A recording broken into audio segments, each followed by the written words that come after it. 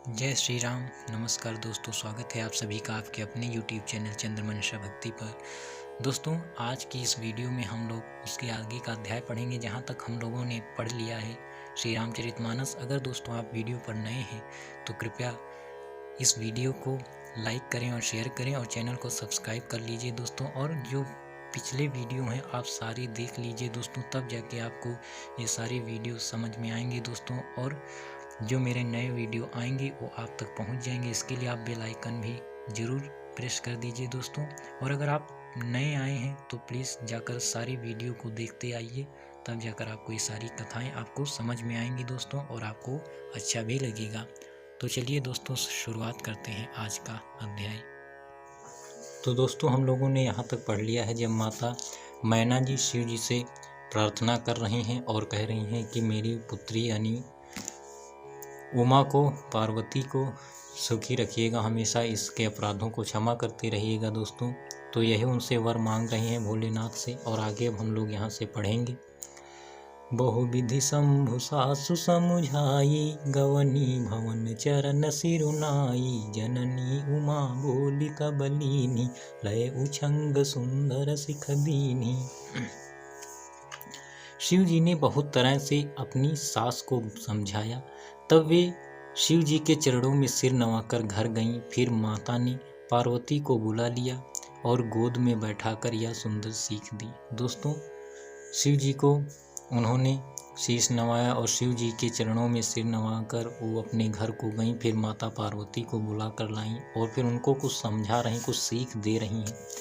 करेहु सदा शंकर पद पूजा, नारी धर्म पति देव न दूजा, वचन कहत भरे लोचन बारी, बहुरी लाई उरली कुमारी। हे पार्वती, तू सदा शिव जी के चरण की पूजा करना। नारियों का यही धर्म है, उनके लिए पति ही देवता है और कोई देवता नहीं है। इस प्रकार की बातें कहते कहते उनकी आंखों में आंसू भर आए और उन्होंने कन्या को छाती से लिपटा लिया। दोस्तों, माता पार्वती जी की माँ कह रही हैं कि नारी का यही धर्म है कि वो हमेशा अपने पति को ही देवता की तरह पूजे। इस प्रकार की वो बातें कह रही हैं, उनकी आंखों से आंसू आ जाते हैं दोस्तों। वो नारी का जो धर्म है वही उनको सीख दे रही हैं दोस्तों। कत विधि सजी नारी जग माही, पराधीन सपने हो सुख नाही, भय अति प्रेम बिकल महतारी, धीरज कीन कुसमय विचारी। फिर बोली कि विधाता ने जगत में स्त्री जाति को क्यों पैदा किया, पराधीन को सपने में भी सुख नहीं मिलता। यूं कहती हुई माता प्रेम में अत्यंत विकल हो गईं, परंतु कुसमय जानकर, दुख करने का अवसर न जानकर उन्होंने धीरज धरा। दोस्तों, वो कह रही हैं कि स्त्री क्यों पैदा होती है, स्त्री जाति, और पराधीन सपने में भी सुख नहीं पाती, क्योंकि वो हमेशा पराई ही रहती है दोस्तों, इसलिए उसको कभी सुख मिलता ही नहीं। और ऐसा कहते कहते वो काफ़ी विकल हो गई, अर्थात दुखी हो गई। उनकी आवाज़ एक प्रकार से नहीं निकल रही मुंह से, लेकिन फिर भी उन्होंने ये दुख का समय न जानकर अपने आप में धीरज बांधा। पुनि पुनि मिलति परति गही चरना, परम प्रेम कछु जाई न बरना, सब नारी न मिली भेटी भवानी, जाई जननी उर पुनि लपटानी। मैना बार बार मिलती हैं और पार्वती के चरणों को पकड़कर गिर पड़ती हैं। बड़ा ही प्रेम है, कुछ वर्णन नहीं किया जा सकता। भवानी सब स्त्रियों से मिल भेंट कर फिर अपनी माता के हृदय से जा लिपटी। दोस्तों, मैना जी बार बार उनको समझाती, उनके चरणों को भी पकड़कर गिर पड़ती हैं।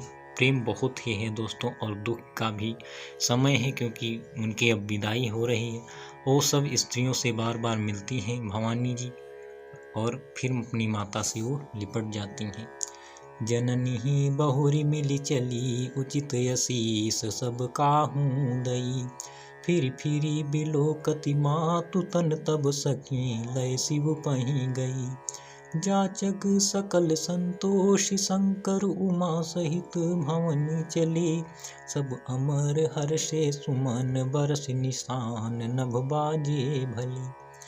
पार्वती जी माता से फिर मिलकर चली। सब किसी ने उन्हें योग्य आशीर्वाद दिए। पार्वती जी फिर फिर कर माता की ओर देखती जाती थी।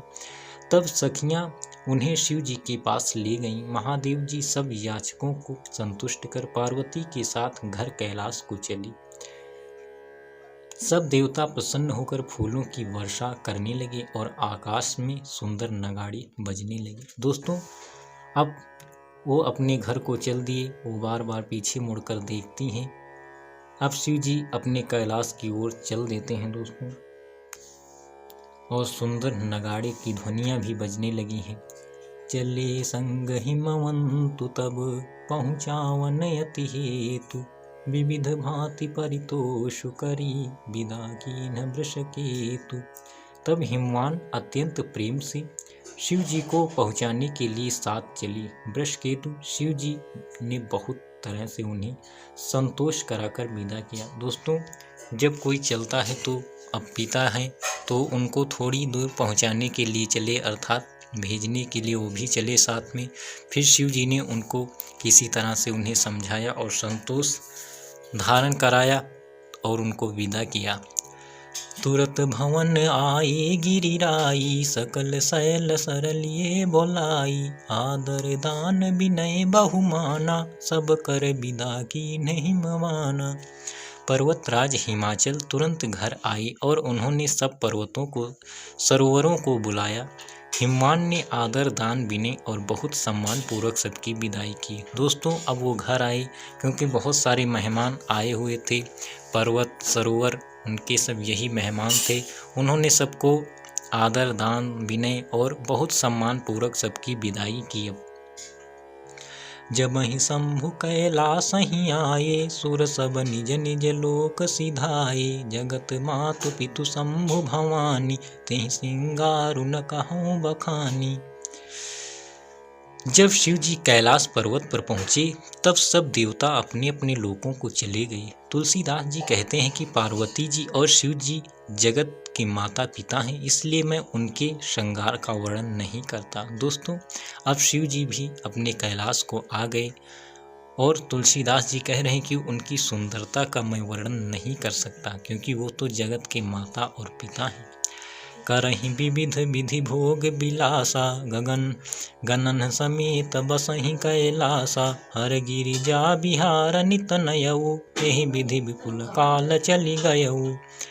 शिव पार्वती विविध प्रकार से भोग विलास करते हुए अपने गणों सहित कैलाश पर रहने लगी। वे नित्य नए विहार करते थे। इस प्रकार बहुत समय बीत गया। अब दोस्तों, शिव जी और पार्वती जी वहीं पर रहने लगे अपने गणों समेत और वहाँ पर विहार और भोग विलास, और बहुत समय बीत गया वहीं पर।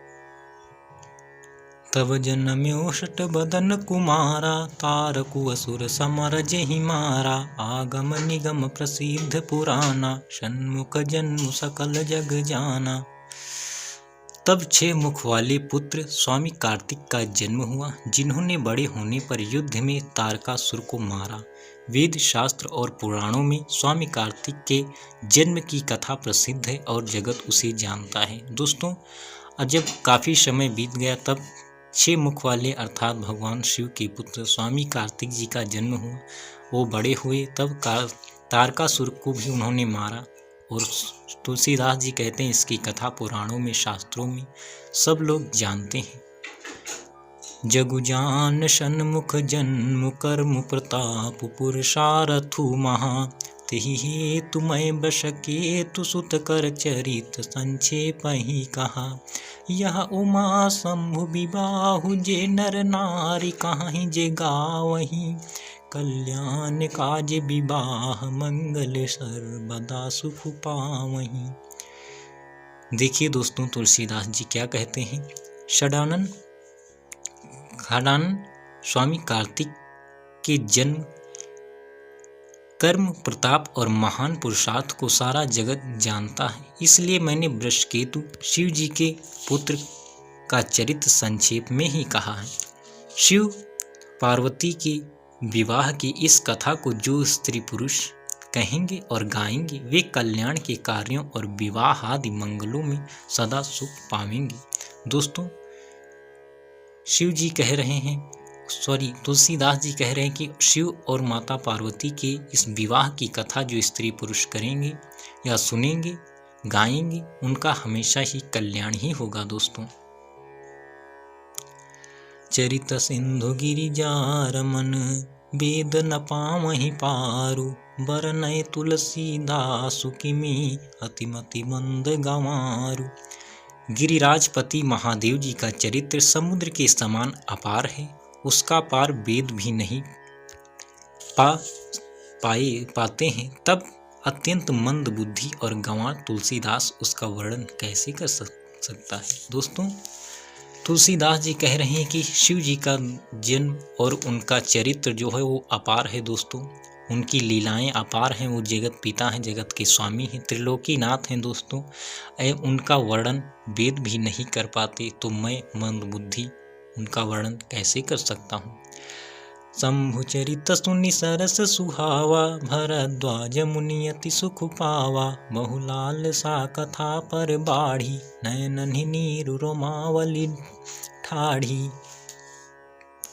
शिव जी के रसीले और सुहावने चरित्र को सुनकर मुनि भरद्वाज जी ने बहुत ही सुख पाया।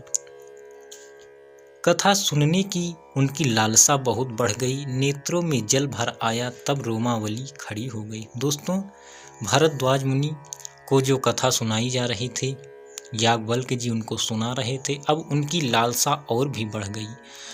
दोस्तों इधर भारद्वाज जी को याज्ञवल्क्य जी भी कथा सुना रहे हैं और शिव जी पार्वती माँ को कथा सुना रहे हैं जो श्री राम प्रभु की है।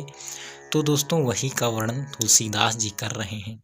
तो कहीं पर भरद्वाज जी का नाम आता है और कहीं पर शिव जी और माता पार्वती का नाम आता है, तो इसमें आप कंफ्यूज मत होइएगा, इसमें आप संदेह मत करना दोस्तों। तो उनकी लालसा अब और बढ़ी और नेत्रों में जल भर आया, क्योंकि अब उनका और उसमें इंटरेस्ट दोस्तों और आ गया इस कथा में। प्रेम विवश मुख आओ न बानी, दशा देखी हर्षे मुनि ज्ञानी, अहो धन्य तव जन्म मुनीसा, तुम्हि प्राण सम प्रिय गौरीसा। वे प्रेम में मुग्ध हो गए, मुख से वाणी नहीं निकलती। उनकी यह दशा देखकर ज्ञानी मुनि याज्ञवल्क्य बहुत प्रसन्न हुए और बोले, हे मुनीश, आहा हाँ तुम्हारा जन्म धन्य है, तुमको गौरीपति शिव जी प्राणों के समान प्रिय हैं। दोस्तों अब ऐसी विह्वलता देखकर और ऐसी रुचि देखकर ज्ञानी याज्ञवल्क्य जी भी प्रसन्न हो गए और कहा, अब तुम्हारी गौरीपति शिव जी प्राणों के समान तुम्हें प्रिय हो गए हैं, तुम धन्य हैं, तुम्हारा जन्म धन्य है।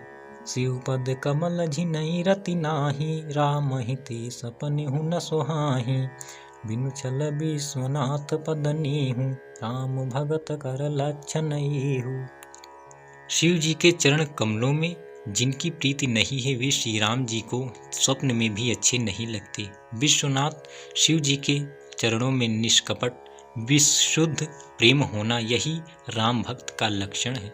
दोस्तों याज्ञवल्क्य जी कह रहे हैं कि शिव जी के चरणों कमलों में जिनकी प्रीति नहीं, अर्थात जो शिव जी से प्रेम नहीं करते हैं, उनकी भक्ति नहीं करते हैं, तो प्रभु श्री राम स्वप्न में भी उसे अपनाते नहीं हैं दोस्तों। और जिनका विशुद्ध प्रेम शिव जी में है वो राम भक्त के लक्षण ही होते हैं। शिव सम को रघुपति व्रत धारी, बिनु अघ तजी सती असी नारी, पनु करी रघुपति भगति दिखाई, को शिव सम राम ही प्रिय भाई।